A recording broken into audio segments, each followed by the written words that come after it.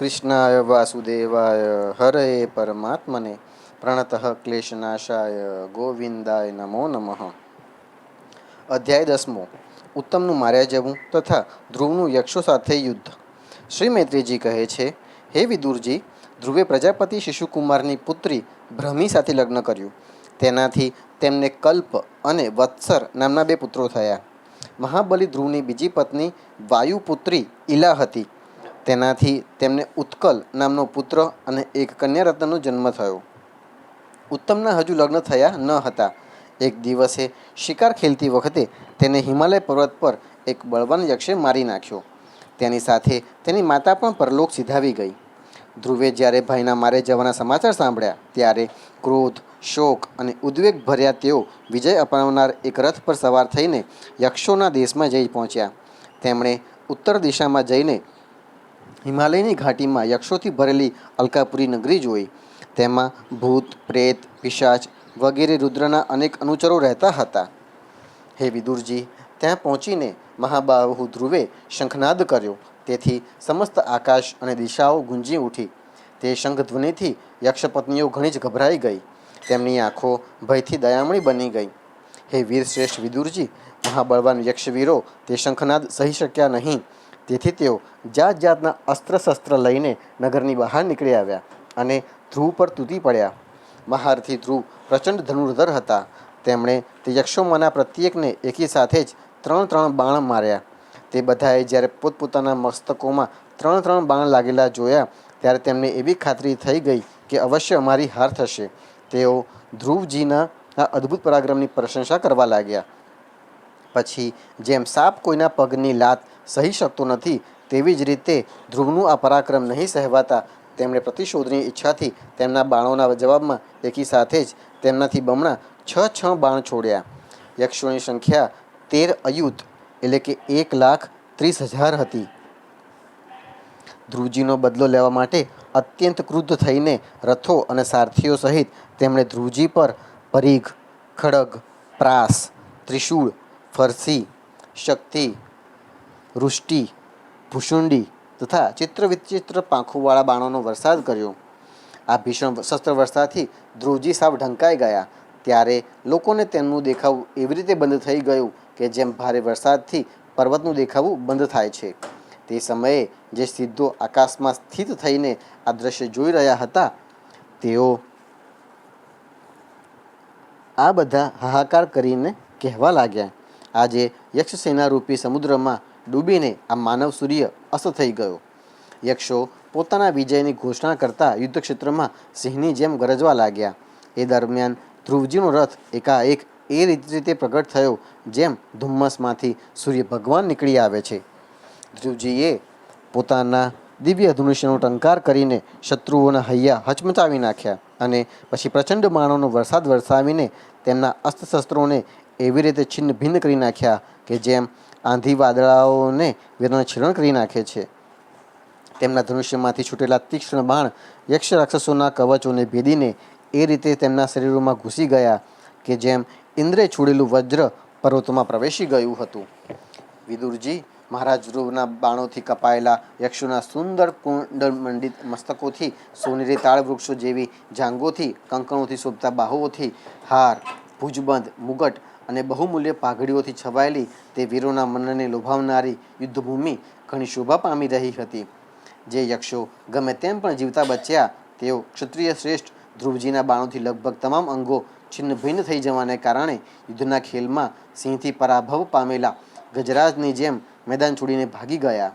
નરશ્રેષ્ઠ ધ્રુવજીએ જોયું કે તે વિશાળ યુદ્ધભૂમિમાં હવે એક પણ અસ્ત્ર શસ્ત્ર લઈને તેમની સામે નથી, ત્યારે તેમને અલકાપુરી જોવાની ઈચ્છા થઈ, પણ તેઓ પુરીની અંદર ગયા નહીં। આ માયાવીઓ શું કરવા ઈચ્છે છે એ વાતની મનુષ્યને ખબર પડી શકતી નથી। આ પ્રમાણે સારથીને કહીને તે વિચિત્ર રથમાં જ બેસી રહ્યા તથા શત્રુઓના નવા આક્રમણની આશંકાથી સાવધાન થઈ રહ્યા। એટલામાં જ તેમને સમુદ્રની ગર્જના જેવો આંધીનો ભયંકર અવાજ સંભળાયો તથા દિશાઓમાંથી ઉડતી ધૂળ પણ દેખાઈ। એક ક્ષણમાં જ આખું આકાશ મેઘમાળાથી ઘેરાઈ ગયું। ચારે તરફ ભયંકર ગડગડાટ સાથે વીજળી ચમકવા લાગી। હે નિષ્પાપ વિદુરજી, તે વાદળોમાંથી લોહી, કફ, પરુ, વિષ્ઠા, મૂત્ર તેમજ ચરબીનો વરસાદ વરસવા લાગ્યો અને ધ્રુવજીની આગળ આકાશમાંથી ઘણા બધા ધડ પડવા લાગ્યા. પછી આકાશમાં એક પહાડ દેખાયો અને બધી જ દિશાઓમાં પથ્થરોના વરસાદની સાથે ગદા, ભરીખ, તલવારો અને મુશળ પડવા લાગ્યા. તેમણે જોયું કે ઘણા બધા સાપ વજ્રની જેમ ફૂંફાડા મારતા રોષભરી આંખોમાંથી આંખના તણખા ઓગતા આવી રહ્યા છે. ટોળે ટોળા મદમસ્ત હાથીઓ, સિંહો અને વાઘ પણ દોડતા આવી રહ્યા છે.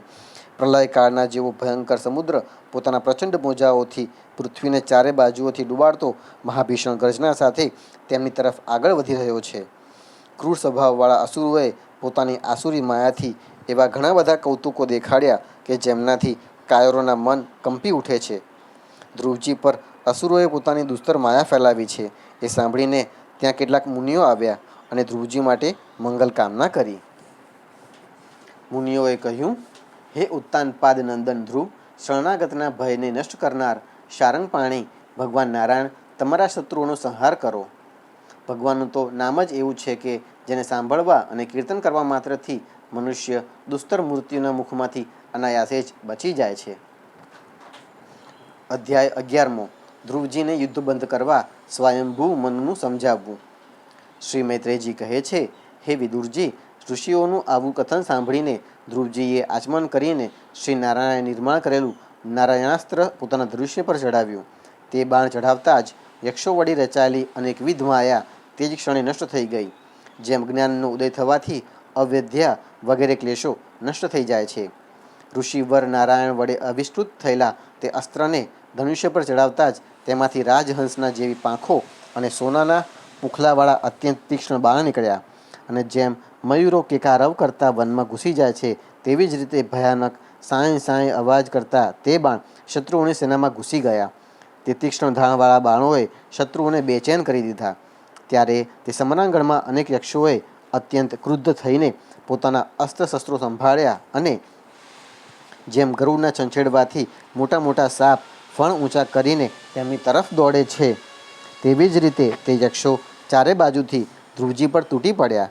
તેમને સામા આવતા જોઈને ધ્રુવજીએ પોતાના બાણોથી તેમની ભુજાઓ, જાંઘો, ખભા, પેટ વગેરે અંગ પ્રત્યંગોને છિન્ન ભિન્ન કરી દઈને તેમને તે સર્વશ્રેષ્ઠ લોક સત્યલોકમાં મોકલી દીધા કે જ્યાં ઉર્ધ્વરેતા એટલે કે નૈષ્ઠિક બ્રહ્મચારી મુનિઓ સૂર્યમંડળને ભેદીને જાય છે. હવે તેમના પિતામહ સ્વયંભૂ મનુએ જોયું કે આશ્ચર્યજનક રથ પર આરૂઢ થયેલા ધ્રુવ અનેક નિરપરાધ યક્ષોને હણી રહ્યા છે તો તેમને તેમના પર ઘણી દયા આવી. તેઓ ઘણા બધા ઋષિઓને સાથે લઈને ત્યાં આવ્યા અને પોતાના પૌત્ર ધ્રુવને સમજાવવા લાગ્યા. મનુએ કહ્યું, બેટા, બસ કર. અધિક ક્રોધ કરવો એ સારું નહીં. એ પાપી ક્રોધ નરકનું દ્વાર છે. એના વશીભૂત થઈને તે આ નિરાપરાધ યક્ષોનો વધ કર્યો છે. હે તાત, તું નિર્દોષ યક્ષોનો સંહાર કરવા ઉદ્યત થયો છે. તે આપણા કુળ માટે ઉચિત કર્મ નથી. સાધુ પુરુષો આ વાતની ભારે નિંદા કરે છે. બેટા, તારો પોતાના ભાઈ પર ભારે અનુરાગ હતો એ તો બરાબર છે, પણ જો તેના વધથી સંતપ્ત થઈને તે એક યક્ષના અપરાધ કરવા પર પ્રસંગાધીન કેટલાઓની હત્યા કરી નાખી. આ જડ શરીરને જ આત્મા માનીને તેના માટે પશુઓની જેમ પ્રાણીઓની હિંસા કરવી એ ભગવાનનું સેવન કરનારા સાધુજનોનો માર્ગ નથી. પ્રભુની આરાધના કરવી ઘણી કપરી છે, પણ ત્યાં તો બાળપણમાં જ સમસ્ત ભૂત પ્રાણીઓના આશ્રય સ્થાન શ્રી હરિની સર્વભૂતાત્મ ભાવે આરાધના કરી છે અને તેમનું પરમ પદ પ્રાપ્ત કરી લીધું છે. તને તો પ્રભુ પણ પોતાનું પ્રિય ભક્ત માને છે તથા ભક્તજનો પણ તારો આદર કરે છે. તું સાધુજનોનો પથદર્શક છે, તેમ છતાં પણ તે આવું નિંદનીય કર્મ કેમ કર્યું? શરૂઆતમાં શ્રીહરિ તો પોતાનાથી મોટા મનુષ્ય પ્રત્યે સહનશીલતા, નાનાઓ પ્રત્યે અનુકંપા, સમવયસ્કો સાથે મિત્રતા અને સઘળા જીવો સાથે સમતાનો વ્યવહાર કરવાથી જ પ્રસન્ન થાય છે. અને પ્રભુના પ્રસન્ન થઈ જવાથી મનુષ્ય પ્રાકૃત ગુણો અને તેમના કાર્યરૂપ લિંગ શરીરથી છૂટીને પરમાનંદ સ્વરૂપ બ્રહ્મપદને પ્રાપ્ત કરી લે છે.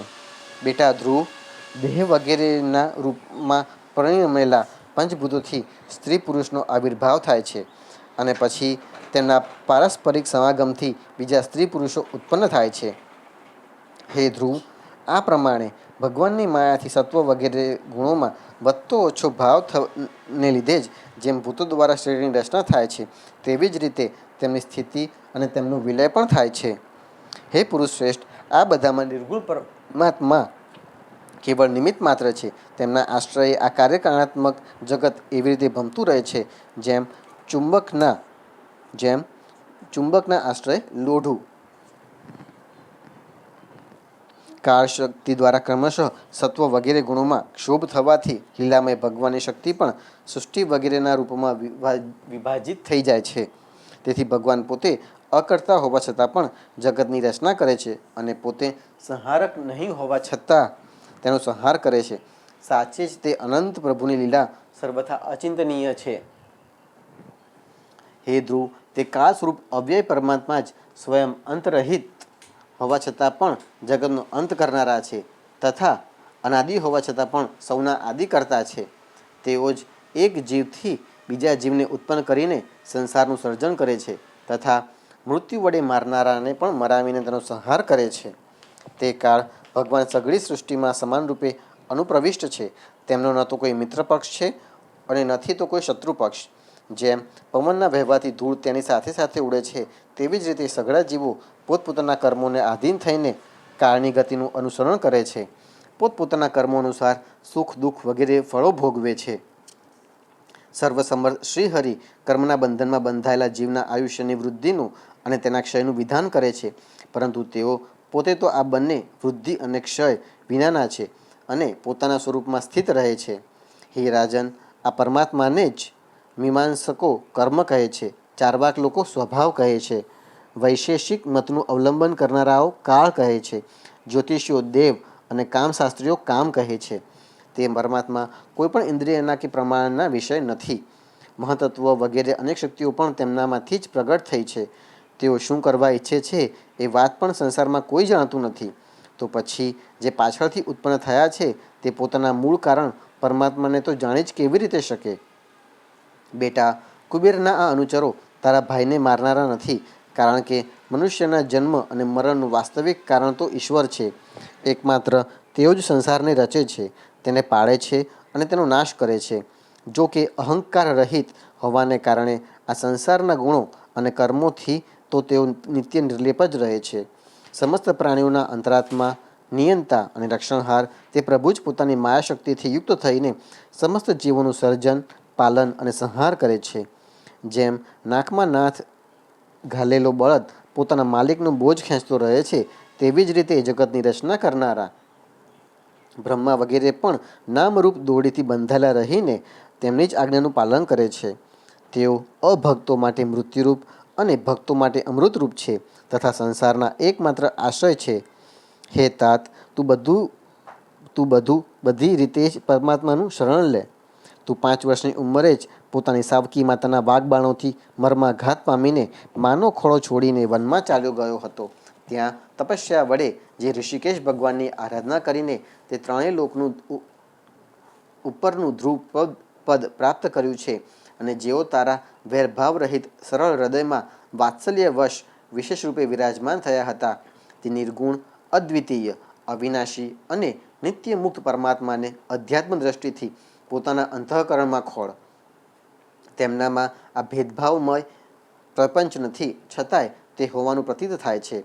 આમ કરવાથી સર્વશક્તિ સંપન્ન પરમાનંદ સ્વરૂપ સર્વાંતર્યામી ભગવાન અનંતમાં તારી ભક્તિ સુદૃઢ થશે અને તેના પ્રભાવથી તું હું મારું પણાના રૂપમાં દ્રઢ થયેલી અવિદ્યાની ગાંઠને કાપી નાખીશ.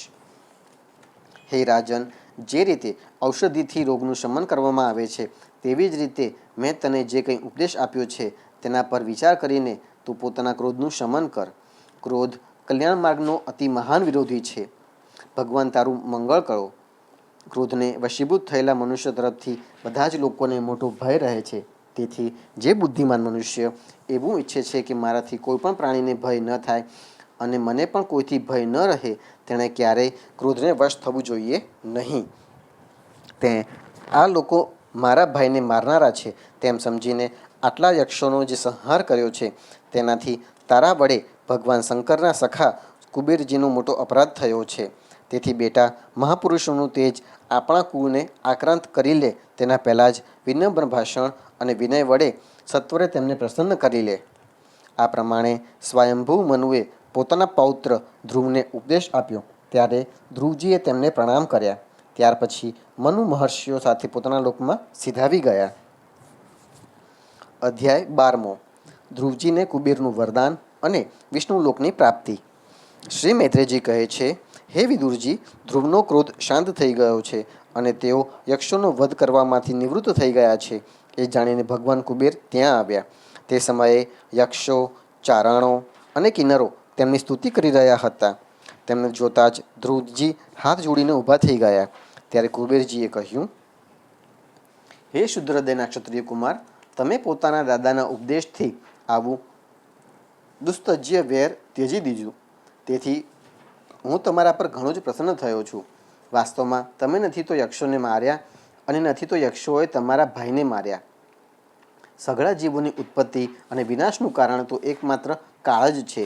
આ હું, તું વગેરે અસત એટલે કે મિથ્યા બુદ્ધિ તો અજ્ઞાનને લીધે જીવમાં સ્વપ્નવત શરીર વગેરે આત્મા માનવાથી જ ઉત્પન્ન થાય છે. એનાથી જ મનુષ્યને બંધન તેમજ દુઃખ વગેરે પ્રતિકૂળ પરિસ્થિતિઓ પ્રાપ્ત થાય છે. ધ્રુવ, હવે તમે જાઓ, ભગવાન તમારું મંગળ કરો. તમે સંસાર બંધનમાંથી મુક્ત થવા માટે બધા જીવોમાં સમદ્રષ્ટિ રાખીને સર્વભૂતોના આત્મા શ્રી હરિનું ભજન કરો. તેઓ સંસારના બંધનને કાપનારા છે તથા સંસારની ઉત્પત્તિ વગેરે માટે ત્રિગુણાત્મક માયાશક્તિથી યુક્ત હોવા છતાં પણ વાસ્તવમાં તેનાથી પર છે. તેમના ચરણ કમળો જ સૌને માટે ભજન કરવા યોગ્ય છે. હે પ્રિયવર, અમે સાંભળ્યું છે કે તમે નિત્ય ભગવાન કમળનાભના ચરણ કમળોની સમીપ રહેનારા છો. તેથી તમે અવશ્ય વરદાન મેળવવાને યોગ્ય છો. ધ્રુવ, તમને જે વરદાનની ઈચ્છા હોય તે મારી પાસેથી નિસંકોચ અને નિઃશંક થઈને માગી લો.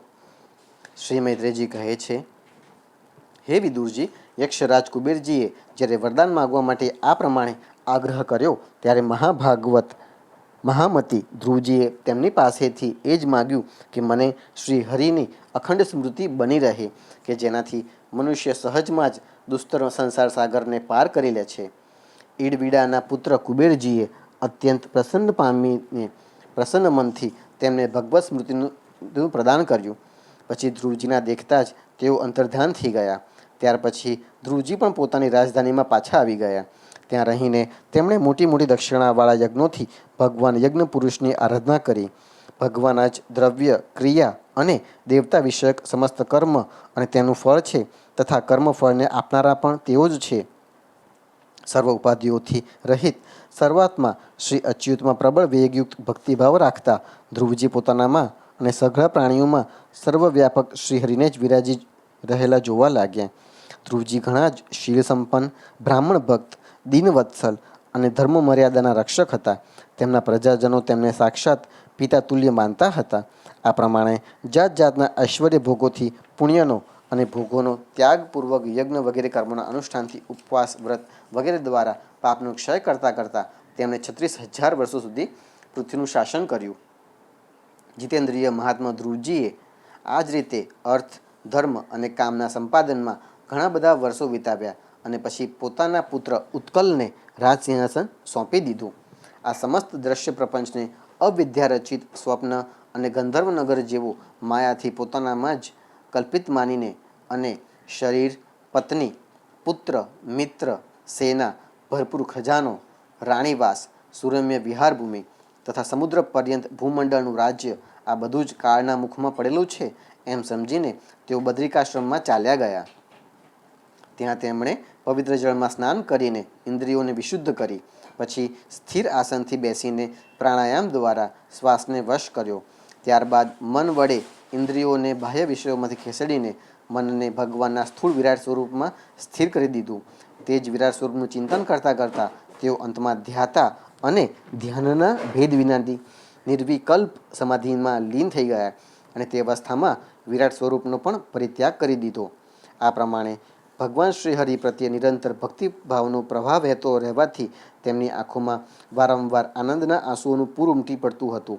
એનાથી તેમનું હૃદય દ્રવીભૂત થઈ ગયું અને શરીરમાં રોમાંચ થઈ આવ્યો. પછી દેહાભિમાન ઓગળી જવાથી તેમને હું ધ્રુવ છું તેની સ્મૃતિ પણ રહી નહીં. આ જ સમયે ધ્રુવજીએ આકાશમાંથી એક ખૂબ મોટું સુંદર વિમાન ઉતરતું જોયું. તે પોતાના પ્રકાશથી દશ દિશાઓને પ્રકાશિત કરી રહ્યું હતું, જાણે કે પૂર્ણિમાના ચંદ્રનો જ ઉદય હોય. એમાં બે શ્રેષ્ઠ પાર્ષદો ગદાઓનો ટેકો લઈને ઊભા હતા.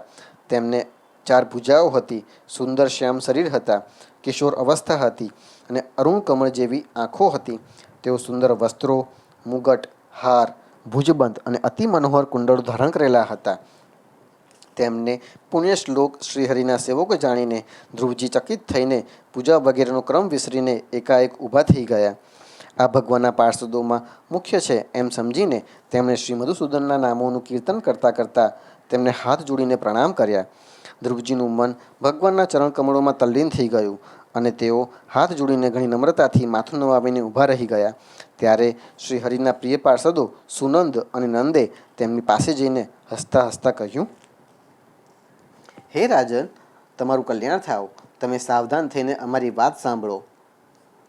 તમે 5 વર્ષની વયે જ તપસ્યા કરીને સર્વેશ્વર ભગવાનને પ્રસન્ન કરી લીધા હતા. અમે તે જ અખિલ જગતના નિયંતા શારંગપાણી ભગવાન વિષ્ણુના સેવકો છીએ અને તમને ભગવાનના ધામમાં લઈ જવા માટે અહીં આવ્યા છીએ. તમે પોતાની ભક્તિના પ્રભાવથી વિષ્ણુ લોકનો અધિકાર મેળવ્યો છે કે જે બીજાઓ માટે ઘણું દુર્લભ છે. પરમ જ્ઞાની સપ્તર્ષિઓ પણ ત્યાં સુધી પહોંચી શક્યા નથી. તેઓ નીચેથી તેને માત્ર જોતા રહે છે.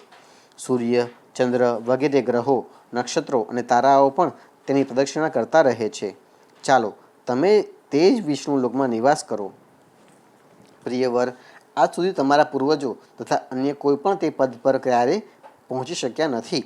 ભગવાન વિષ્ણુનું તે પરમ ધામ સઘળા સંસાર માટે વંદનીય છે.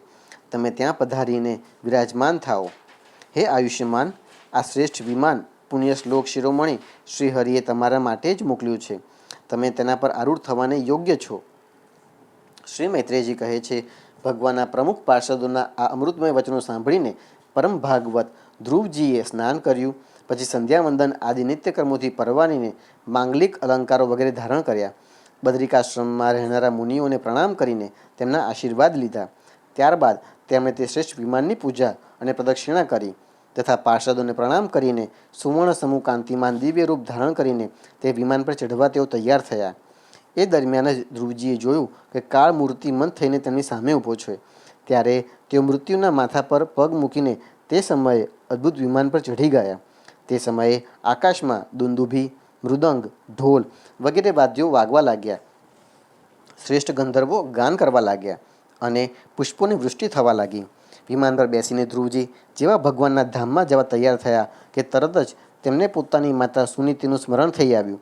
તેઓ વિચારવા લાગ્યા, શું હું બિચારી માતાને છોડીને એકલો જ દુર્લભ વૈકુંઠ ધામમાં જઈશ? નંદ અને સુનંદે ધ્રુવના હૃદયની વાત જાણીને તેમને બતાવ્યું કે જુઓ, દેવી સુનીતિ આગળ આગળ બીજા વિમાનમાં જઈ રહ્યા છે. તેમણે ક્રમશઃ સૂર્ય વગેરે બધા જ ગ્રહો જોયા. માર્ગમાં જ્યાં ને ત્યાં વિમાનો પર બેઠેલા દેવતાઓ તેમની પ્રશંસા કરતાં કરતાં પુષ્પવૃષ્ટિ કરતા હતા. તે દિવ્ય વિમાન પર બેસીને ધ્રુવજી 3 લોકોને પાર કરીને સપ્તર્ષિ મંડળની પણ ઉપરના ભગવાન વિષ્ણુના નિત્યધામમાં પહોંચ્યા. આ પ્રમાણે તેમણે અવિચળ ગતિ પ્રાપ્ત કરી. આ દિવ્ય ધામ પોતાના જ પ્રકાશથી પ્રકાશિત છે. આના પ્રકાશથી જ 3 લોક પ્રકાશિત થાય છે. આમાં જીવો પ્રત્યે ક્રૂરતા દાખવનારા મનુષ્યો જઈ શકતા નથી. અહીં તો એ લોકો જ પહોંચે છે કે જેઓ પ્રાણીઓના કલ્યાણ માટે રાત દિવસ શુભ કર્મો જ કરતા રહે છે. જેઓ શાંત, સમદર્શી, શુદ્ધ અને બધા પ્રાણીઓને પ્રસન્ન રાખનારા છે તથા ભગવાનના ભક્તોને જ પોતાના એકમાત્ર સુહૃદ માને છે. તેવા લોકો સુગમતાપૂર્વક જ ભગવાનના આ ધામને પ્રાપ્ત કરી લે છે. આ પ્રમાણે ઉત્તાનપાદના પુત્ર ભગવત્પરાયણ શ્રી ધ્રુવજી 3 લોકોની ઉપર મુગટમાં ચૂડામણીની જેમ વિરાજીને શોભી રહ્યા હતા. હે કુરુનંદન, જેમ હાલરું ચલાવતી વખતે થાંભલીની ચારે બાજુ બળદો ફરતા રહે છે, તે જ રીતે ગંભીર ગતિવાળું આ જ્યોતિચક્ર તે અવિનાશી લોકના આશ્રય જ નિરંતર ફરતું રહે છે. તેનો મહિમા જોઈને દેવર્ષિ નારદે પ્રચેતાઓની યજ્ઞશાળામાં વીણા વગાડીને આ 3 શ્લોક ગાયા હતા.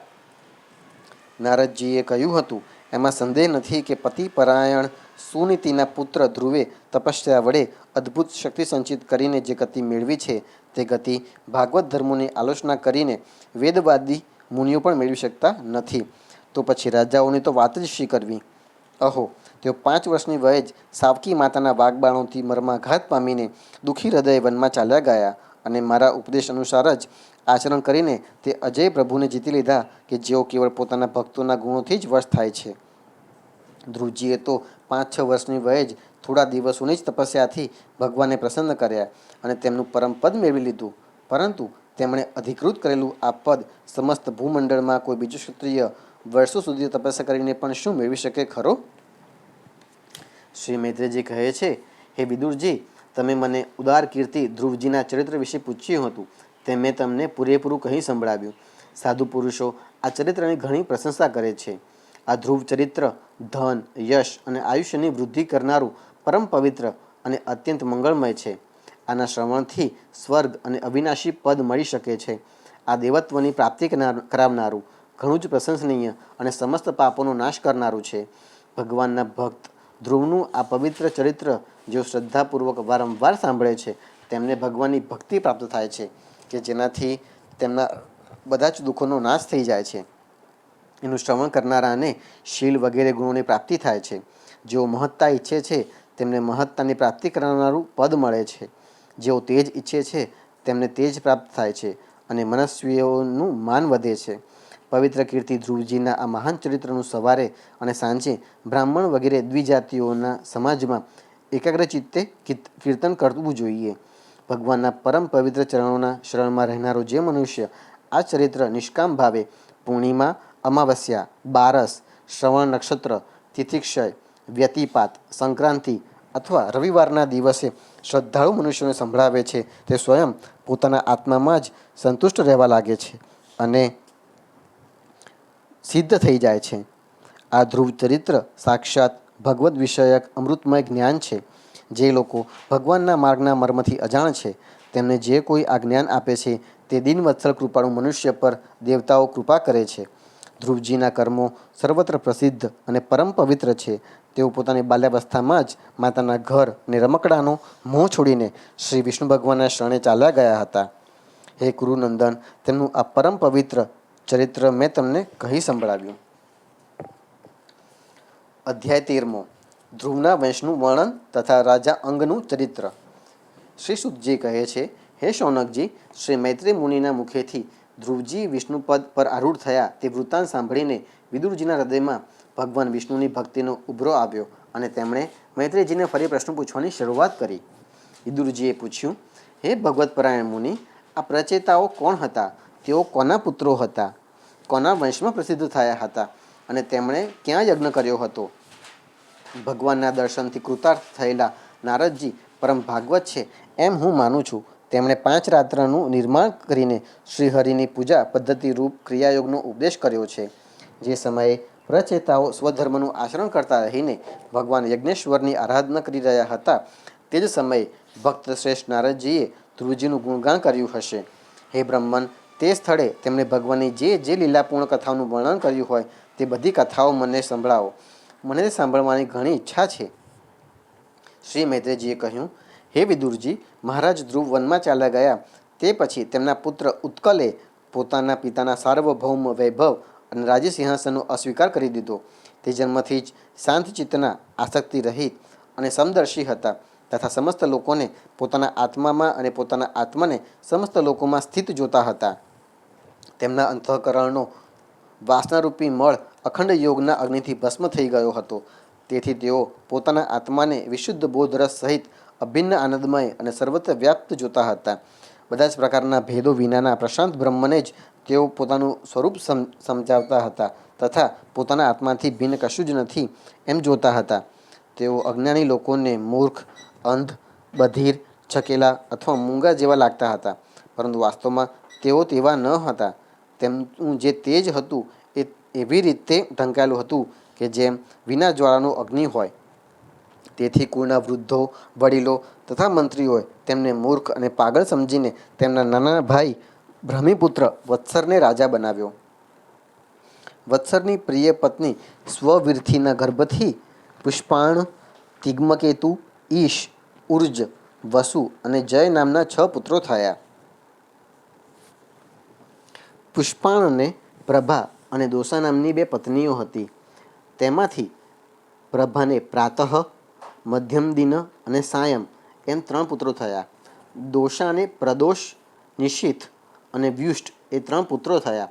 વ્યુષ્ટે પોતાની પત્ની પુષ્કરિણીથી સર્વ તેજસ નામનો પુત્ર ઉત્પન્ન કર્યો. તેની પત્ની આકુતિથી ચક્ષુષ નામનો પુત્ર થયો. ચાક્ષુષ મન્વંતરમાં તેજ મનુ થયા. ચક્ષુ મનુની પત્ની નડવલાથી પુરુ, કુત્સ, ત્રિત, દ્યુમ્ન, સત્યવાન, ઋત, વ્રત, અગ્નિષ્ટોમ, અતિરાત્ર, પ્રદ્યુમ્ન, શિબી, ઉલ્મુક એ 12 સત્વગુણી પુત્રો થયા. એમાંના ઉલ્મુકે પોતાની પત્ની પુષ્કરિણીથી અંગ, સુમનસ, ખ્યાતિ, ક્રતુ, અંગીરા અને ગય એ 6 ઉત્તમ પુત્રો ઉત્પન્ન કર્યા. અંગની પત્ની સુનિથાએ ક્રૂરકર્મી વેનને જન્મ આપ્યો, જેને દુષ્ટતાથી ઉદ્વિગ્ન થઈને રાજશ્રી અંગ નગર છોડીને ચાલ્યા ગયા હતા. પ્રિય વિદુરજી, મુનિઓના વચનો વજ્ર જેવા અમોઘ હોય છે. તેમણે અંગે ક્રુદ્ધ થઈને વેનને શ્રાપ આપ્યો અને જ્યારે તે મૃત્યુ પામ્યો ત્યારે કોઈ રાજા નહીં રહેવાને કારણે જગતમાં લૂંટારાઓ દ્વારા પ્રજાજનોને ઘણું કષ્ટ પડવા લાગ્યું. એ જોઈને તેમણે વેનની જમણી ભુજાનું મંથન કર્યું, જેથી ભગવાન વિષ્ણુના અંશાવતાર આદિ સમ્રાટ મહારાજ પૃથુ પ્રગટ થયા. વિદુરજીએ પૂછ્યું, હે બ્રહ્મન, મહારાજ અંગ તો શીલ સંપન્ન, સાધુ સ્વભાવના, બ્રાહ્મણોના ભક્ત અને મોટા મહાત્મા હતા, તો તેમને વેન જેવો દુષ્ટપુત્ર કેમ થયો કે જેને કારણે દુઃખી થઈને તેમને નગર છોડવું પડ્યું? રાજદંડ ધારણ કરનારા વેનનો એવો તે કયો અપરાધ હતો કે ધર્મજ્ઞાની મુનીશ્વરોએ તેના પ્રત્યે શાપરૂપી બ્રહ્મદંડ પ્રયોગ કર્યો? પ્રજાનું કર્તવ્ય છે કે તે પ્રજાપાલક રાજાથી કોઈ પાપ થવા પામે તો પણ તેનો તિરસ્કાર ન કરે, કારણ કે તે પોતાના પ્રભાવથી 8 લોકપાલોનું તેજ ધારણ કરતો હોય છે. હે બ્રહ્મન, તમે ભૂત ભવિષ્યની વાતો જાણનારાઓમાં સર્વશ્રેષ્ઠ છો, તેથી તમે મને સુનીતાના પુત્ર વેનના બધા કરતૂતો કહી સંભળાવો. હું તમારો શ્રદ્ધાળુ ભક્ત છું. શ્રી મૈત્રેયજીએ કહ્યું, વિદુરજી, એકવાર રાજશ્રી અંગે અશ્વમેઘ મહાયજ્ઞનું અનુષ્ઠાન કર્યું. તેમાં વેદવાદી બ્રાહ્મણોએ આહ્વાન કર્યું, તેમ છતાં પણ દેવતાઓ પોતાનો ભાગ લેવા આવ્યા નહીં. ત્યારે ઋત્વિજો વિસ્મિત થયા અને તેમણે યજમાન અંગને કહ્યું, રાજન, અમે આહુતિઓના રૂપમાં તમારા ઘી વગેરે પદાર્થોનો જે હવન કરીએ છીએ તેનો દેવતાઓ સ્વીકાર કરતા નથી. અમે જાણીએ છીએ કે તમારી હવન સામગ્રી દૂષિત નથી. તમે તે સામગ્રી ઘણી શ્રદ્ધાથી એકઠી કરેલી છે અને વેદમંત્રો પણ કોઈ પ્રકારે નિર્બળ નથી, કારણ કે તેનો પ્રયોગ કરનારા ઋત્વિજો યાજક માટે યોગ્ય એવા બધા જ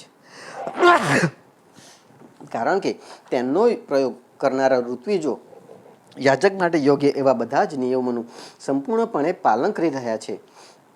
અમને એવી કોઈ વાત દેખાતી નથી કે દેવતાઓનું આ યજ્ઞમાં જરાક પણ તિરસ્કાર થયો હોય, તો તેમ છતાં પણ કર્માધ્યક્ષ દેવતાઓ શા માટે પોતાનો ભાગ ગ્રહણ કરતા નથી? શ્રી મૈત્રેયજી કહે છે, ઋત્વિજોની વાત સાંભળીને યજમાન અંગ ઘણા ઉદાસ થયા. તેમણે યાજકોની અનુમતિ લઈને મૌન તોડીને સભાજનોને પૂછ્યું, હે સભાજનો, દેવતાઓ આહ્વાન કરવા છતાં પણ યજ્ઞમાં આવતા નથી અને નથી તો સોમપાત્ર પણ ગ્રહણ કરતા, તો તમે બતાવો કે મારાથી એવો કયો અપરાધ થયો છે? સભાજનોએ કહ્યું, રાજન, આ જન્મમાં તો તમારાથી જરા જેટલો પણ અપરાધ થયો નથી, પણ હા, પૂર્વજન્મમાં એક અપરાધ અવશ્ય થયેલો છે કે જેને કારણે તમે આવા સર્વગુણ સંપન્ન હોવા છતાં પણ પુત્રહીન છો. તમારું કલ્યાણ થાય એ માટે પહેલાં તમે સુપુત્ર મેળવવા માટે કોઈ ઉપાય કરો. જો તમે પુત્રની કામનાથી યજ્ઞ કરશો તો ભગવાન યોગેશ્વર તમને અવશ્ય પુત્ર પ્રદાન કરશે. જ્યારે સંતાન માટે સાક્ષાત યજ્ઞ પુરુષ શ્રીહરિનું આહ્વાન કરવામાં આવશે ત્યારે દેવતાઓ પોતે જ પોતાનો યજ્ઞ ભાગ ગ્રહણ કરી લેશે. ભક્ત જે વસ્તુની કામના કરે છે, શ્રીહરિ તેને તે જ વસ્તુ આપે છે. તેમની જે આરાધના કરવામાં આવે છે તે જ પ્રમાણે ઉપાસકને ફળ પણ મળે છે. આ પ્રમાણે રાજા અંગને પુત્ર પ્રાપ્તિ કરાવવાનું નિશ્ચય કરીને ઋત્વિજોએ રશ્મિઓમાં રહેલા શ્રી વિષ્ણુ ભગવાનની પૂજા માટે પુરોડાશ નામનો ચરુ સમર્પણ કર્યો. યજ્ઞમાં આહુતિ નાખતા જ અગ્નિકુંડમાંથી સોનાના હાર અને સફેદ વસ્ત્રોથી વિભૂષિત એક પુરુષ પ્રગટ થયા. તેઓ એક સુવર્ણ પાત્રમાં સિદ્ધ કરેલી ખીર લીધેલા હતા. ઉદાર બુદ્ધિના રાજા અંગે યાજકોની અનુમતિથી પોતાના ખોબામાં તે ખીર લીધી અને તેને પોતે સૂંઘીને પ્રસન્નતાપૂર્વક પોતાની પત્નીને આપી. પુત્રહીન રાણીએ તે પુત્ર આપનારી ખીર આરોગી અને ગર્ભ ધારણ કર્યો. તેનાથી યોગ્ય સમયે તેને એક પુત્ર થયો. તે બાળક બાલ્યાવસ્થાથી જ અધર્મના વંશમાં ઉત્પન્ન થયેલા પોતાના નાના અર્થાત માતાના પિતા મૃત્યુનો અનુયાયી હતો. સુનિથા મૃત્યુની જ પુત્રી હતી, તેથી તે પણ અધાર્મિક જ થયો. તે દુષ્ટ વેન ધનુષ્યબાણ ચઢાવીને વનમાં જતો અને પારધીની જેમ બિચારા ભલા ભોળા હરણોની હત્યા કરતો. તેને જોતાં જ પૂરવાસી લોકો વેન આવ્યો એમ પોકારી ઉઠતા હતા. તે એવો ક્રૂર અને નિર્દય હતો કે મેદાનમાં રમતા પોતાના સમવયસ્ક બાળકોને પશુઓની જેમ બળપૂર્વક મારી નાખતો હતો. વેનની આવી દુષ્ટ પ્રકૃતિ જોઈને મહારાજ અંગે તેને વિવિધ રીતે સુધારવાનો પ્રયત્ન કર્યો, પણ તેઓ તેને સુમાર્ગ પર લાવવા સમર્થ થયા નહીં. એનાથી તેમને ઘણું દુઃખ થયું. તેઓ મનોમન કહેતા હતા, જે ગૃહસ્થોને પુત્રો નથી તેમણે ચોક્કસ પૂર્વજન્મમાં શ્રીહરિની આરાધના કરી હશે. તેનાથી તેમણે કુપુત્રના કુકર્મોથી થતો અસહ્ય ક્લેશ સહન કરવો પડતો નથી. જેની કરણીથી માતા પિતાનો સઘળો યશ ધૂળમાં ભળી જાય, તેમણે અધર્મના ભાગી થવું પડે, સૌની સાથે વિરોધ વેર થઈ જાય, ક્યારે નહીં છૂટતી ચિંતા વહોરી લેવી પડે અને ઘર પણ દુઃખદાયી થઈ પડે, એવા કહેવા ખાતરના જ સંતાનને માટે કયો સમજુ મનુષ્ય લલચાશે? તે તો આત્માને માટે એક પ્રકારનું મોહમય બંધન જ છે. હું તો સુપુત્ર કરતાં કુપુત્રોને જ સારો સમજું છું, કારણ કે સુપુત્રનો ત્યાગ કરવામાં ભારે ક્લેશ થાય છે, જ્યારે કુપુત્રો ઘરને નરક બનાવી દે છે અને તેનાથી સહેજ છુટકારો થઈ જાય છે. આ પ્રમાણે વિચારતા વિચારતા મહારાજ અંગને રાત્રે ઊંઘ આવી નહીં. તેમનું ચિત્ત ગૃહસ્થીમાંથી વિરક્ત થઈ ગયું. તેઓ અડધી રાતની વેળાએ પથારીમાંથી ઊભા થયા. તે સમયે વેનની માતા ઊંઘમાં બેસુધ થઈ પડી હતી. રાજાએ બધાનો મોહ છોડી દીધો અને તે સમયે કોઈને ખબર ન પડે એ રીતે ચૂપચાપ મહાન ઐશ્વર્ય ભર્યા તે રાજમહેલમાંથી નીકળીને વનમાં ચાલ્યા ગયા. મહારાજ વિરક્ત થઈને ઘરમાંથી નીકળી ગયા છે એ જાણીને બધા જ પ્રજાજનો, પુરોહિતો, મંત્રીઓ, સુહૃદજનો વગેરે અત્યંત શોકવિહ્વળ થઈને પૃથ્વી પર તેમની શોધ કરવા લાગ્યા. બરાબર એવી જ રીતે કે જેમ યોગનું યથાર્થ રહસ્ય નહીં જાણનારા મનુષ્યો પોતાના હૃદયમાં સંતાયેલા ભગવાનને બહાર શોધે છે. જ્યારે તેમને પોતાના સ્વામીનો ક્યાંય પત્તો ન લાગ્યો, ત્યારે તેઓ નિરાશ થઈને નગરમાં પાછા આવી ગયા અને ત્યાં જે મુનિઓ એકઠા થયા હતા તેમને યથોચિત પ્રણામ કરીને તેમણે આંખોમાં આંસુ ભરીને મહાજનના નહીં મળવાનો વૃત્તાંત સંભળાવ્યો. અધ્યાય 14. રાજા વેનની કથા. શ્રી મૈત્રેયજી કહે છે, હે વીરશ્રેષ્ઠ વિદુરજી, અંગરાજાના ચાલ્યા ગયા પછી બધા જ લોકોનું ક્ષેમ કુશળ ઈચ્છનારા ભૃગુ વગેરે મુનિઓએ જોયું કે હવે પૃથ્વીનું રક્ષણ કરનારું કોઈ જ રહેવા પામ્યું નથી. બધા લોકો પશુઓ જેવા ઉચ્છૃંખલ થઈ ગયા છે. ત્યારે તેમણે માતા સુનીતાની સંમતિથી, મંત્રીઓની સંમતિ નહીં હોવા છતાં પણ વેનનો ભૂમંડળના રાજ્યપદ પર અભિષેક કર્યો. વેન ઘણો કઠોર શાસક હતો. જ્યારે ચોર લૂંટારાઓએ સાંભળ્યું કે તે જ રાજ્ય સિંહાસન પર બેઠો છે, ત્યારે સાપથી બીધેલા ઉંદરોની જેમ તેઓ બધા તરત જ જ્યાં ત્યાં સંતાઈ ગયા. રાજ્ય સિંહાસન મળવાથી વેન આઠે લોકપાલોની ઐશ્વર્ય કલા મળવાને કારણે ઉન્મત્ત થઈ ગયો અને અભિમાનને લીધે પોતાને જ સૌથી મહાન માનીને મહાપુરુષોનું અપમાન કરવા લાગ્યો. તે ઐશ્વર્યના મદદથી આંધળો થઈને રથ પર ચઢીને નિરંકુશ ગજરાની જેમ પૃથ્વી અને આકાશને ધ્રુજાવતો સર્વત્ર વિચરવા લાગ્યો. કોઈ પણ દ્વિજાતીય વર્ણના મનુષ્ય ક્યારેય કોઈ પણ પ્રકારના યજ્ઞ, દાન અને હવન કરવા નહીં. આવો ઢંઢેરો પોતાના રાજ્યમાં પીટાવીને તેને બધા ધર્મકર્મ બંધ કરાવી દીધા. દુષ્ટ વેનનો આવો અત્યાચાર જોઈને બધા ઋષિમુનિઓ એકઠા થયા અને સંસાર પર સંકટ આવેલું સમજીને કરુણાવશ પરસ્પરને કહેવા લાગ્યા, અહો, જેમ બંને તરફ બળતા લાકડાની વચ્ચે રહેનારા કીડી વગેરે જીવજંતુઓ મહાન સંકટમાં પડી જાય છે, તેવી જ રીતે આ સમયે બધા પ્રજાજનો એક તરફ રાજાના અને બીજી તરફ ચોર લૂંટારાઓના અત્યાચારથી મહાન સંકટમાં પડી રહ્યા છે. અમે અરાજકતાના ભયથી જ અયોગ્ય હોવા છતાં પણ વેનને રાજા બનાવ્યો હતો, પરંતુ હવે તેનાથી પણ પ્રજાને ભય થઈ ગયો છે. આવી દશામાં પ્રજાજનોને કઈ રીતે સુખ શાંતિ મળી શકે? સુનિથાની કુખેથી જન્મેલો આ વેન સ્વભાવથી જ દુષ્ટ છે, પરંતુ સાપને દૂધ પીવડાવવાની જેમ આને પાળવા પોષવાનું પાળનારાઓ માટે અનર્થનું કારણ બની ગયું છે. અમે આને પ્રજાનું રક્ષણ કરવા માટે નિયુક્ત કર્યો હતો, પણ આ આજે પ્રજાને જ નષ્ટ કરવા કટિબદ્ધ થયો છે. આટલું બધું હોવા છતાં પણ અમારે એને અવશ્ય સમજાવવો જોઈએ. એમ કરવાથી એણે કરેલા પાપ અમને સ્પર્શશે નહીં. આ દુરાચારી છે એવું જાણવા છતાં અમે વેનને રાજા બનાવ્યો હતો, પરંતુ જો હવે સમજાવવા છતાં પણ એ અમારી વાત નહીં માને, તો સંસારના ધિક્કારથી દાઝેલા એ દુષ્ટને અમે પોતાના તેજથી ભસ્મ કરી દઈશું. આવો વિચાર કરીને મુનિજનો વેન પાસે ગયા અને પોતાના ક્રોધને ગુપ્ત રાખીને તેને પ્રિય વચનોથી સમજાવતા આ પ્રમાણે કહેવા લાગ્યા. હે રાજન, અમે તમને જે વાત કહીએ તેના પર ધ્યાન આપો. એનાથી તમારું આયુષ્ય, શ્રી, સમૃદ્ધિ, બળ અને કીર્તિમાં વૃદ્ધિ થશે. હે તાત, જો મનુષ્ય મન, વાણી, શરીર અને બુદ્ધિથી ધર્મનું આચરણ કરે છે તો તેને સ્વર્ગ વગેરે શોકરહિત લોકોની પ્રાપ્તિ થાય છે. જો તેનો નિષ્કામ ભાવ હોય તો તે જ ધર્મ તેને અનંત મોક્ષપદ પર પહોંચાડી દે છે. તેથી હે વીરશ્રેષ્ઠ, પ્રજાના કલ્યાણરૂપ તે ધર્મ તમારે કારણે નષ્ટ થવો જોઈએ નહીં. ધર્મના નષ્ટ થવાથી રાજા પણ ઐશ્વર્યથી ભ્રષ્ટ થઈ જાય છે. હે રાજન, જે રાજા દુષ્ટ મંત્રીઓ તેમજ ચોરો વગેરેથી પોતાની પ્રજાનું રક્ષણ કરતો રહીને ન્યાયને અનુકૂળ શાસન કરતો રહે છે, તે આ લોકમાં અને પરલોકમાં બંને સ્થળે સુખ પામે છે. જેના રાજ્યમાં કે નગરમાં વર્ણાશ્રમના ધર્મોનું પાલન કરનારા મનુષ્યો સ્વધર્મના પાલન વડે ભગવાન યજ્ઞપુરુષની આરાધના કરે છે. હે મહાભાગ્યવાન, જે ભગવાનની આજ્ઞાનું પાલન કરે છે તે રાજા પર ભગવાન પ્રસન્ન રહે છે, કારણ કે તેઓ જ સગળા વિશ્વના આત્મા તથા સમસ્ત ભૂત પ્રાણીઓના રક્ષક છે. ભગવાન બ્રહ્મા વગેરે જગદીશ્વરોના પણ ઈશ્વર છે. તેમના પ્રસન્ન થવાથી કોઈ પણ વસ્તુ દુર્લભ રહેવા પામતી નથી.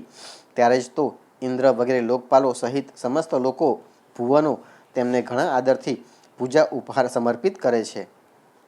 હે રાજન, ભગવાન શ્રીહરિ સમસ્ત લોકો, લોકપાલો અને યજ્ઞના નિયંતા છે. તેઓ વેદત્રય રૂપી, દ્રવ્યરૂપ અને તપ સ્વરૂપ છે. તેથી તમારા જે દેશવાસીઓ તમારી ઉન્નતિ માટે અનેક પ્રકારના યજ્ઞોથી ભગવાનનું યજન કરે છે, તેમને અનુકૂળ જ તમારે રહેવું જોઈએ. જ્યારે તમારા રાજ્યમાં બ્રાહ્મણો યજ્ઞનું અનુષ્ઠાન કરશે, ત્યારે તેમની પૂજાથી પ્રસન્ન થઈને ભગવાનના અંશ સ્વરૂપ દેવતાઓ તમને મનોવાંછિત ફળ આપશે. તેથી હે વિધિશ્રેષ્ઠ, તમારે યજ્ઞ વગેરે ધર્મના અનુષ્ઠાનો બંધ કરીને દેવતાઓનો તિરસ્કાર કરવો જોઈએ નહીં. વેને કહ્યું, તમે લોકો મહામૂર્ખ છો. ખેદ છે કે તમે અધર્મમાં જ ધર્મબુદ્ધિ કરી રાખી છે. ત્યારે જ તમે જીવિકા આપનારા મુજ સાક્ષાત પતિને છોડીને કોઈ બીજા જાર પતિની ઉપાસના કરો છો. જે લોકો મૂર્ખતાને લીધે રાજારૂપી પરમેશ્વરનો અનાદર કરે છે, તેમને નથી તો સુખ મળતું આ લોકમાં અને નથી મળતું પરલોકમાં. અરે, જેનામાં તમારા બધાની આટલી ભક્તિ છે તે યજ્ઞપુરુષ છે કોણ? આ તો એવી જ વાત થઈ કે જેમ કુલટા સ્ત્રીઓ પોતાના પરણેલા પતિ સાથે પ્રેમ નહીં કરતા કોઈ પર પુરુષમાં આસક્ત થઈ જાય. વિષ્ણુ, બ્રહ્મા, મહાદેવ, ઇન્દ્ર, વાયુ, યમ, સૂર્ય, મેઘ, કુબેર, ચંદ્રમા, પૃથ્વી, અગ્નિ અને વરુણ તથા આ સિવાય બીજા જેઓ વરદાન અને શાપ આપવામાં સમર્થ દેવતાઓ છે, તે તમામે તમામ રાજાના શરીરમાં રહે છે. તેથી રાજા સર્વદેવમય છે અને દેવતાઓ તેના અંશ માત્ર છે. તેથી હે બ્રાહ્મણો, તમે મત્સરતા છોડીને પોતાના સઘળા કર્મો વડે એકમાત્ર મારું જ પૂજન કરો અને મને જ બલિ સમર્પિત કરો. ભલા મારા સિવાય અન્ય કોણ અગ્રપૂજાનો અધિકારી હોઈ શકે? શ્રી મૈત્રેયજી કહે છે, આ પ્રમાણે વિપરીત બુદ્ધિ થવાને કારણે તે અત્યંત પાપી અને કુમાર્ગગામી થઈ ગયો હતો. તેનું પુણ્ય ક્ષીણ થઈ ગયું હતું. તેથી મુનિઓએ ઘણા વિનયપૂર્વક પ્રાર્થના કરી તો પણ તેણે તેમની વાત પર ધ્યાન આપ્યું નહીં. કલ્યાણરૂપ વિદુરજી પોતાને મહાન બુદ્ધિમાન સમજનારા વેને જ્યારે તે મુનિઓની આ પ્રમાણે અવમાનના કરી, ત્યારે પોતાની વાજબી માગણીને વ્યર્થ ગયેલી જોઈને તેઓ તેના પર અત્યંત કોપિત થઈ ગયા. મારી નાખો, સ્વભાવથી જ દુષ્ટ આ પાપીને મારી નાખો. આ જો જીવતો રહી ગયો તો થોડા દિવસમાં સંસારને અવશ્ય ભસ્મ કરી નાખશે. આ દુરાચારી કોઈ પણ પ્રકારે રાજસિંહાસનને લાયક નથી, કારણ કે આ નફ્ફટ સાક્ષાત યજ્ઞપતિ શ્રી વિષ્ણુ ભગવાનની નિંદા કરે છે.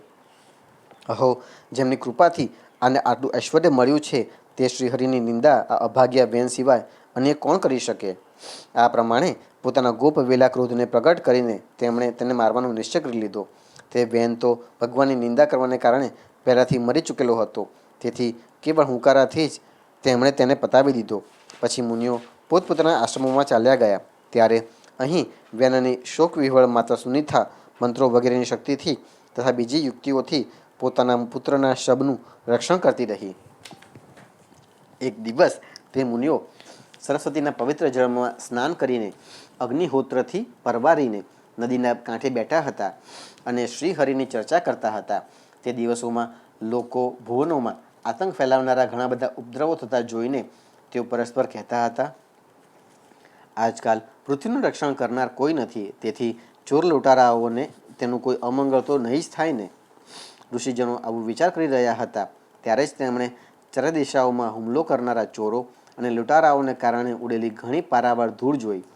જોતાં જ તેઓ સમજી ગયા કે રાજા વેનનના મરી જવાને કારણે દેશમાં અરાજકતા ફેલાઈ ગઈ છે, રાજ્ય શક્તિહીન થઈ ગયું છે અને ચોર લૂંટારાઓ વધી ગયા છે. આ સઘળો ઉપદ્રવ લોકોનું ધન લૂંટી લેનારા તથા એકબીજાના લોહીના તરસ્યા લૂંટારાઓનો જ છે. પોતાના તેજથી અથવા તપોબળથી લોકોને આવી કુપ્રવૃત્તિ કરતા અટકાવવામાં પોતે સમર્થ હતા, તો પણ એમ કરવામાં હિંસા વગેરે દોષ જોઈને તેમણે આનું કોઈ નિવારણ કર્યું નહીં. પછી વિચાર્યું કે બ્રાહ્મણ સમદર્શી અને શાંત સ્વભાવનો પણ હોય છતાં પણ જો તે દિનજનોની ઉપેક્ષા કરે તો તેનું તપ એ રીતે નષ્ટ થઈ જાય છે કે જેમ ફૂટેલા ઘડામાંથી પાણી વહી જાય છે. વળી રાજશ્રી અંગનો વંશ પણ નષ્ટ થવો જોઈએ નહીં, કારણ કે એમાં અમોઘ શક્તિયુક્ત અને ભગવત પરાયણ અનેક રાજાઓ થઈ ચૂક્યા છે. આવો નિશ્ચય કરીને તેમણે મૃત રાજાની જાંઘનું ઘણા જોરથી મંથન કર્યું તો તેમાંથી એક ઠીંગણો પુરુષ ઉત્પન્ન થયો. તે કાગડા જેવો કાળો હતો. તેના બધા અંગો અને વિશેષ કરીને ભુજાઓ ઘણી નાની હતી. જડબા ઘણા મોટા, પગ ટૂંકા, નાક ચપટું, આંખો લાલ અને વાળ તાંબાના જેવા રંગના હતા. તેણે અત્યંત દીનતા અને નમ્ર ભાવે પૂછ્યું કે હું શું કરું? તો ઋષિએ કહ્યું, નિષિદ્ધ અર્થાત બેસી જા. તેનાથી તે નિષાદ કહેવાયો. તેને જન્મ લેતા જ રાજા વેનના ભયંકર પાપો પોતાના માથે લીધા. તેથી તેના વંશજો નૈષાદો પણ હિંસા, લૂંટફાટ વગેરે પાપ કર્મોમાં રત રહે છે. તેથી તેઓ ગામ અને નગરમાં ન રહેતા જંગલો તથા પર્વતોમાં જ નિવાસ કરે છે. અધ્યાય 15 મહારાજ પૃથુનો આવિર્ભાવ અને રાજ્યાભિષેક. શ્રી મૈત્રેયજી કહે છે, હે વિદુરજી, ત્યારબાદ બ્રાહ્મણોએ પુત્રહીન રાજા વેનની ભુજાઓનું મંથન કર્યું. ત્યારે તેમાંથી સ્ત્રી પુરુષનું એક જોડકું ઉત્પન્ન થયું. બ્રહ્મવાદી ઋષિઓ ઉત્પન્ન થયેલા આ જોડકાને જોઈને તથા તેને ભગવાનનો અંશ જાણીને ઘણા પ્રસન્ન થયા અને બોલ્યા, આ પુરુષ ભગવાન વિષ્ણુની વિશ્વપાલક કલાથી પ્રગટ થયો છે અને આ સ્ત્રી તે પરમ પુરુષની અનપાયીની ક્યારેય અલગ ન થનારી શક્તિ લક્ષ્મીજીનો અવતાર છે. આમાંનો જે પુરુષ છે તે પોતાના સુયશનું પ્રથમ વિસ્તરણ કરવાને કારણે પરમ યશસ્વી પૃથુ નામનો સમ્રાટ થશે. રાજાઓમાં આ જ સૌથી શ્રેષ્ઠ હશે. આ સુંદર દાંતવાળી તેમજ ગુણો અને આભૂષણોને કારણે પણ આભૂષિત કરનારી સુંદરી દેવી આ પૃથુને જ પોતાનો પતિ બનાવશે. તેનું નામ અર્ચી થશે. પૃથુના રૂપમાં સાક્ષાત શ્રીહરિના અંશે જ સંસારના રક્ષણ માટે અવતાર લીધો છે અને અર્ચીના રૂપમાં નિરંતર ભગવાનની સેવામાં રહેનારા તેમના નિત્ય સહચરી શ્રી લક્ષ્મીજી જ પ્રગટ થયા છે. શ્રી મૈત્રેયજી કહે છે, હે વિદુરજી, તે સમયે બ્રાહ્મણો પૃથ્વીની સ્તુતિ કરવા લાગ્યા. શ્રેષ્ઠ ગંધર્વોએ ગુણગાન કર્યું, સિદ્ધોએ પુષ્પવૃષ્ટિ કરી, અપ્સરાઓ નાચવા લાગી, આકાશમાં શંખ, તુરી, મૃદંગ, દુંદુભી વગેરે વાજિંત્રો વાગવા લાગ્યા. સમસ્ત દેવતાઓ, ઋષિઓ અને પિતૃઓ પોતપોતાના લોકમાંથી ત્યાં આવ્યા. જગતગુરુ બ્રહ્માજી, દેવતાઓ અને દેવેશ્વરો સાથે પધાર્યા. તેમણે વેનપુત્ર પૃથુના જમણા હાથમાં ભગવાન વિષ્ણુની હસ્તરેખાઓ અને ચરણોમાં કમલચિહ્ન જોઈને તેમને શ્રીહરિનો જ અંશ સમજ્યા, કારણ કે જેના હાથમાં બીજી રેખાઓ વિનાનું કપાલા ચક્રનું ચિહ્ન હોય તે જ તે ભગવાનનો અંશ હોય છે. વેદવાદી બ્રાહ્મણોએ મહારાજ પૃથુના અભિષેકનું આયોજન કર્યું. બધા લોકો તે માટેની સામગ્રી એકઠી કરવા લાગ્યા. તે સમયે નદી, સમુદ્ર, પર્વત, સર્પ, ગાય, પક્ષી અને મૃગ તથા સ્વર્ગ અને પૃથ્વીના અન્ય બધા પ્રાણીઓ પણ તેમને અનેક પ્રકારના ઉપહારોની ભેટ આપી. સુંદર વસ્ત્રો અને આભૂષણોથી અલંકૃત મહારાજ પૃથુનો વિધિવત રાજ્યાભિષેક થયો. તે સમયે અનેક અલંકારોથી સજાવેલી મહારાણી અર્ચી સાથે તેઓ બીજા અગ્નિદેવ જેવા જણાતા હતા. વીર વિદુરજી, તેમને કુબેરે ઘણું જ સુંદર સુવર્ણનું સિંહાસન આપ્યું તથા વરુણે ચંદ્રમા જેવું શ્વેત અને પ્રકાશમય છત્ર આપ્યું કે જેમાંથી નિરંતર જળના ફોરા ટપક્યા કરતા હતા.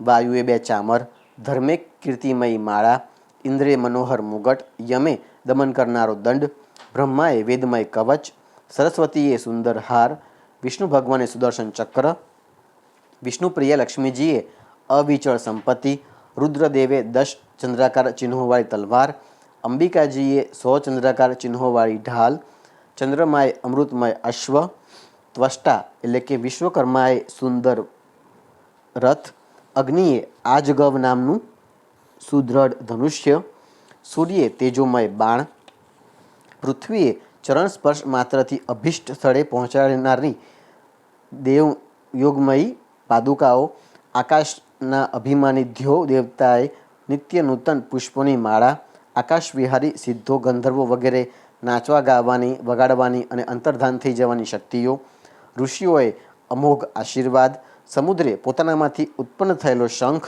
તથા 7 સમુદ્રો, પર્વતો અને નદીઓએ તેમના રથ માટે વિના અવરોધ માર્ગ ઉપહારમાં આપ્યા. ત્યાર પછી સૂતો, માગધો અને બંદીજનો તેમની સ્તુતિ કરવા માટે ઉપસ્થિત થયા.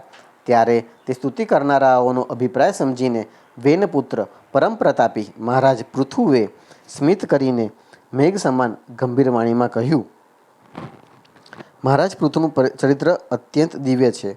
તેઓ અયોનિજ છે. સાક્ષાત લક્ષ્મીજીની સાથે પ્રગટેલા છે. તેમના પ્રગટ થવાના સમયે બ્રહ્માજી બધા દેવતાઓની સાથે આવ્યા છે અને તેમનો અભિષેક કર્યો છે. પૃથ્વીએ કહ્યું, હે સૌમ્ય સૂતો, માગધો અને બંદીજનો, હજી તો આ લોકમાં મારો કોઈ પણ ગુણ પ્રગટ થયો નથી. તો પછી તમે કયા ગુણોને લઈને મારી સ્તુતિ કરશો? મારા વિશેની તમારી વાણી વ્યર્થ જવી જોઈએ નહીં. તેથી મારાથી ભિન્ન કોઈ અન્યની સ્તુતિ કરો. હે મૃદુભાષ્યો, કાળાંતરે મારા અપ્રગટ ગુણ જ્યારે પ્રગટ થઈ જાય ત્યારે પોતાની મધુર વાણીથી મારી સ્તુતિ પેટ ભરીને કરજો. જો શિષ્ટ મનુષ્યો પવિત્ર કીર્તિ શ્રીહરિના ગુણાનુવાદ વિદ્યમાન છે ત્યારે તુચ્છ મનુષ્યોની સ્તુતિ કરતા નથી હોતા. મહાન ગુણો ધારણ કરવામાં પોતે સમર્થ હોય તો પણ એવો કોણ બુદ્ધિમાન મનુષ્ય હોય કે જે તેમના વિદ્યમાન ન હોવા છતાં પણ કેવળ સંભાવના માત્રથી સ્તુતિ કરનારાઓ વડે પોતાની સ્તુતિ કરાવશે? આ પ્રકારની સ્તુતિ કરવાથી તો મનુષ્યની વંચના જ થાય છે. તે કમભાગી એ નથી સમજતો કે આ પ્રમાણે તો લોકો તેનો ઉપહાસ જ કરી રહ્યા છે. જેમ લજ્જાશીલ ઉદાર મનુષ્ય પોતાના કોઈ નિધ્ય પરાક્રમની ચર્ચા થાય તેને ગુપ્ત રાખવા ઈચ્છે છે, તેવી જ રીતે લોકવિખ્યાત સમર્થ મનુષ્ય પોતાની સ્તુતિને પણ ગુપ્ત રાખવી પસંદ કરે છે. હે સુતજનો, અત્યારે તો અમે પોતાના શ્રેષ્ઠ કર્મો વડે લોકમાં અપ્રસિદ્ધ જ છીએ. અમે હજી સુધી કોઈ પણ એવું કામ કર્યું નથી કે જેની પ્રશંસા કરી શકાય. તો તમારી પાસેથી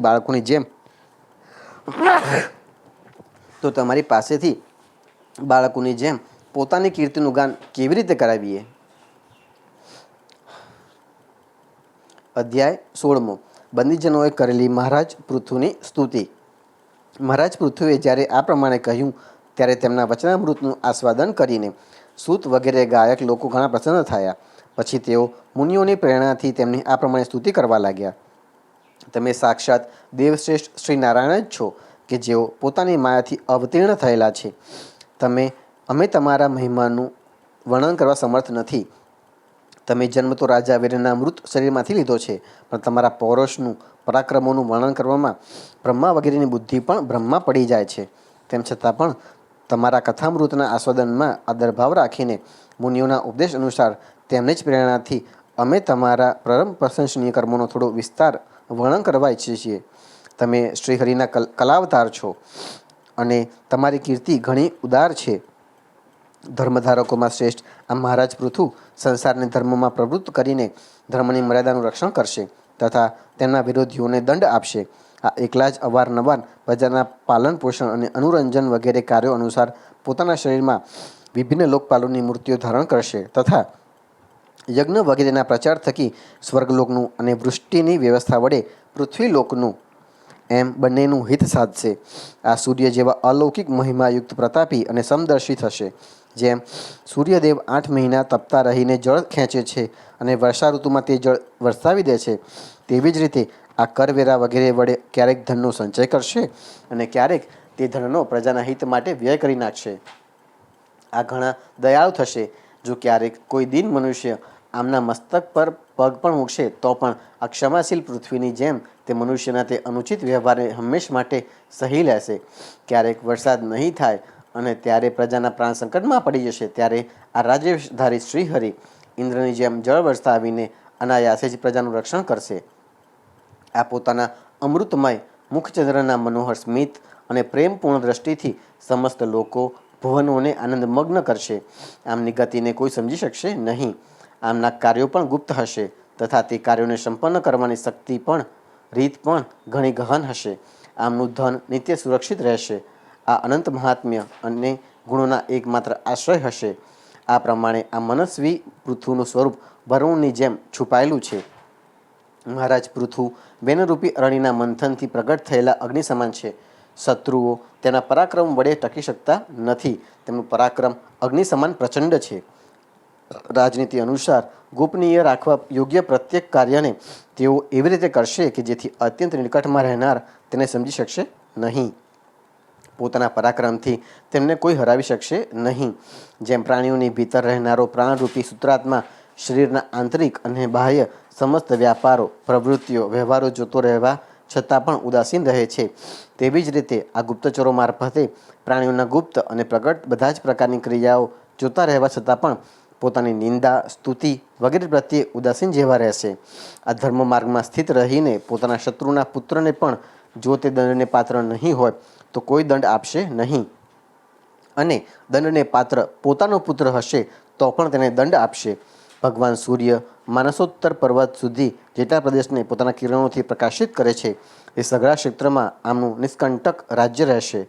આ પોતાના કાર્યોથી આ લોકો ભુવનોને સુખી કરશે, તેમનું રંજન કરશે. આમના મનોરંજક ક્રિયાકલાપોને કારણે પ્રજાજનો આમને રાજા કહેશે. આ બધા દ્રઢ સંકલ્પ, સત્ય પ્રતિજ્ઞ, બ્રાહ્મણ ભક્ત, વૃદ્ધોના સેવક, શરણાગત વત્સલ, સર્વ પ્રાણીઓને માન આપનારા અને દિનજનો પર વાત્સલ્ય દાખવનારા થશે. આ પરસ્ત્રીઓમાં માતૃભક્ત ભક્તિ દાખવશે. પત્નીને પોતાના અડધા અંગ સમાન માનશે. પ્રજા પર પિતૃવત પ્રેમાળ અને બ્રહ્મવાદીઓના સેવક થશે. બીજા પ્રાણીઓ આમને એટલો જ પ્રેમ કરશે કે જેટલો પોતાના શરીરને કરે છે. આ સુહૃદોના આનંદની વૃદ્ધિ કરશે. આ હંમેશા વૈરાગી મનુષ્યો સાથે વિશેષ પ્રેમ કરશે અને દુષ્ટોને દંડપાણી યમરાજની જેમ હંમેશા દંડ આપવામાં ઉદ્યત રહેશે. ત્રણેય ગુણોના અધિષ્ઠાતા અને નિર્વિકાર સાક્ષાત શ્રીનારાયણે જ પૃથ્વીના રૂપમાં પોતાના અંશથી અવતાર લીધો છે. તેઓ સર્વના આત્મા છે. જ્ઞાનીઓને તેમના દ્વારા થનારી ક્રિયાઓ ભગવાનની લીલાના રૂપમાં દેખાય છે, પરંતુ અજ્ઞાનીઓને અવિદ્યાના લીધે તેમની ક્રિયામાં મિથ્યા ભેદ બુદ્ધિની પ્રતીતિ થાય છે. આ અદ્વિતીય વીર તથા એક છત્ર ચક્રવર્તી સમ્રાટ થશે અને ઉદયાચલ પર્યંત સમસ્ત ભૂમંડળનું એકલા જ રક્ષણ કરશે તથા પોતાના જયશીલ રથ પર ચઢીને ધનુષ્ય હાથમાં લઈને પ્રદક્ષિણા કરશે. તે સમયે સર્વત્ર બધા જ લોકપાલો અને પૃથ્વીપાળ આમને ઉપહાર સમર્પિત કરશે. તેમની પત્નીઓ આમનું ગુણગાન કરશે અને આ આદિરાજને સાક્ષાત શ્રીહરિ જ સમજશે. આ પ્રજાનું પાલન કરનારા રાજાધિરાજ થઈને પ્રજાના જીવન નિર્વાહ માટે ગાયનું રૂપ ધારણ કરનારી પૃથ્વીનું દોહન કરશે અને ઇન્દ્રની જેમ પોતાના ધનુષ્યની અણીથી સહજપણે લીલાપૂર્વક પર્વતોને તોડી ફોડીને પૃથ્વીને સમતળ કરશે. યુદ્ધભૂમિમાં કોઈ પણ આમનો વેગ સહી શકશે નહીં. જે સમયે આ જંગલમાં પૂંછડું ઊભું રાખીને વિહરતા સિંહની જેમ પોતાના આજગબ નામના ધનુષ્યનો ટંકાર કરતા ભૂમંડળમાં વિચરણ કરશે, તે સમયે બધા જ દુષ્ટજનો પલાયન થઈ જશે. આ સરસ્વતીના ઉદ્ગમ સ્થાને 100 અશ્વમેઘ યજ્ઞો કરશે. ત્યારે છેલ્લા યજ્ઞના અનુષ્ઠાનના સમયે ઇન્દ્ર આમનો ઘોડો હરીને લઈ જશે. પોતાના મહેલના ઉપવનમાં આમનો એકવાર ભગવાન સનતકુમાર સાથે મેળાપ થશે. આ એકલા તેમની ભક્તિપૂર્વક સેવા કરીને એવું નિર્મળ જ્ઞાન પ્રાપ્ત કરશે કે જેના થકી પરબ્રહ્મની પ્રાપ્તિ થાય છે. આ પ્રમાણે જ્યારે પૃથ્વીરાજાના પરાક્રમો પ્રજાજનોના ધ્યાનમાં આવશે ત્યારે આ પરમ પરાક્રમી મહારાજ સર્વત્ર પોતાના ચરિત્રની જ ચર્ચા સાંભળશે. આમની આજ્ઞાનો અનાદર કોઈ પણ કરી શકશે નહીં તથા સઘળી દિશાઓને જીતીને અને પોતાના તેજથી પ્રજાના ક્લેશોરૂપી કાંટાઓને કાઢીને સમસ્ત ભૂમંડળનું શાસન કરનાર થશે. તે સમયે દેવતાઓ અને અસુરો પણ આમના વિપુલ પ્રભાવનું વર્ણન કરશે. કૃષ્ણાય વાસુદેવાય હરયે પરમાત્મને પ્રણતઃ ક્લેશનાશાય ગોવિંદાય નમો નમઃ.